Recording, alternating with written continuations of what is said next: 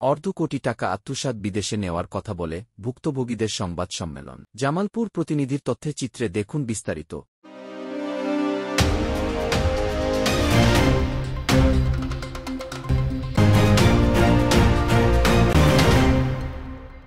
উচ্চ বেতনে ভালো চাকরি ও দক্ষিণ কোরিয়ায় উচ্চশিক্ষার জন্য প্রলোভন দেখিয়ে জামালপুরের মেলান্দহ উপজেলায় ৫ জনের কাছে থেকে অর্ধ কোটি টাকা উপরে আত্মসাৎ করা অভিযোগে সংবাদ সম্মেলন করেছে ভুক্তভোগীরা। ভুক্তভোগী ব্যক্তিরা সর্বস্ব হারিয়ে পরিবার পরিজন নিয়ে এখন বিপাকে পড়েছেন। দালালের খপ্পরে পড়ে প্রতারণার শিকার ওই ব্যক্তি হলেন চরগুজামানিকা গ্রামের হাবিবুর রহমান বাবু, সুলতান মাহমুদ, মেলান্দহ উপজেলার আদ্রা গ্রামের নজরুলের ছেলে রবিন মিয়া, মমিনের ছেলে রাজু মিয়া ও ছবিলাপুর গ্রামে ওয়াদুদের ছেলে মবিন মিয়া। এলাকায় একাধিকবার গ্রাম্য সালিস হলেও কোনো সুরাহা হয়নি। পরে পাওনা টাকা ফেরত পেতে কিছুদিন আগে ভুক্তভোগীরা সম্প্রতি তার মেলান্দহ থানায় লিখিত অভিযোগ দায়ের করেছেন।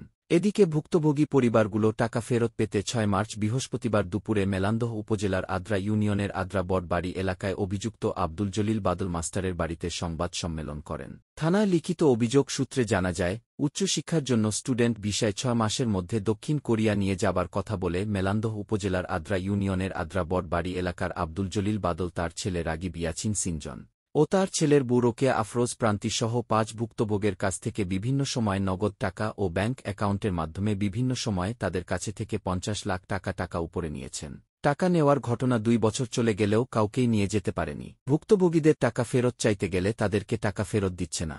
এই ঘটনায় এলাকায় বিভিন্ন সময় সালিশের হয়েছে, এতেও কোনো সুরাহা হয়নি। পরে অভিযুক্তদের নাম উল্লেখ করে মেলান্দহ থানায় লিখিত অভিযোগ দায়ের করেন।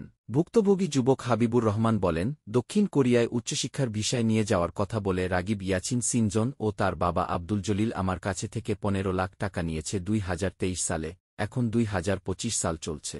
তারা আমাদেরকে কাউকেই নিয়ে যেতে পারেনি। আমরা নগদ টাকা হাতে দিয়েছি, এছাড়াও সিনজনের ভূপ্রান্তিকের অ্যাকাউন্টে টাকাও পাঠানো হয়েছে।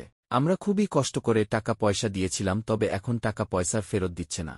ভুক্তভোগী সুলতান বলেন, আবার বাবা জমি বিক্রি করে এবং গরু বিক্রি করে টাকা দিয়েছিলাম দক্ষিণ কোরিয়ায় পড়াশোনা করার জন্য। আমাদেরকে বিভিন্ন সময়ে নানা প্রলোভন দেখিয়ে টাকা নিয়েছে। ২ বছর চলে গেছে, এখন আমাদেরকে নিয়েও যেতে পারে নাই, টাকাও ফেরত দিচ্ছে না। আমরা এখন খুবই কষ্টে রয়েছি। ভুক্তভোগী মবিনের মা বলেন, ছেলেকে পড়াশোনা ও ভালো চাকরি দেওয়ার কথা বলে দক্ষিণ কোরিয়া নিয়ে যাওয়ার জন্য ১৮,৫০,০০০ টাকা নিয়েছে। আমরা গরিব মানুষ, বিভিন্ন জায়গা থেকে ঋণ করে টাকা দিয়েছি, সিনজন ও তার বাবার কাছে টাকা দিয়েছি। আমি এখন ঋণের টাকা পরিশোধ না করতে পারায় বাড়ি থেকে চলে আসতে হয়েছে। আমরা এদের কাছে বারবার টাকা ফেরত চাইলেও তারা আমাদের টাকা ফেরত দিচ্ছে না। এ বিষয়ে জানতেও অভিযুক্তদের বাড়িতে গেলে কাউকেই পাওয়া যায়নি এবং মোবাইল ফোনের যোগাযোগ করার চেষ্টা করলেও তাদের ফোন বন্ধ পাওয়া যায়। মেলান্দহ থানার ভারপ্রাপ্ত কর্মকর্তা শফিকুল ইসলাম বলেন, একটি অভিযোগ পেয়েছি, অভিযোগে তদন্ত চলমান রয়েছে। আমরা ইতিমধ্যে আমাদের একজন সাব ইন্সপেক্টর নিয়োগ করেছি, উনি তদন্ত করছেন। তদন্ত সাপেক্ষে এই বিষয়টা আসলে আমরা আইনগত প্রক্রিয়ায় যে ব্যবস্থা নেওয়া দরকার সেটা আমরা নিব ইনশাআল্লাহ।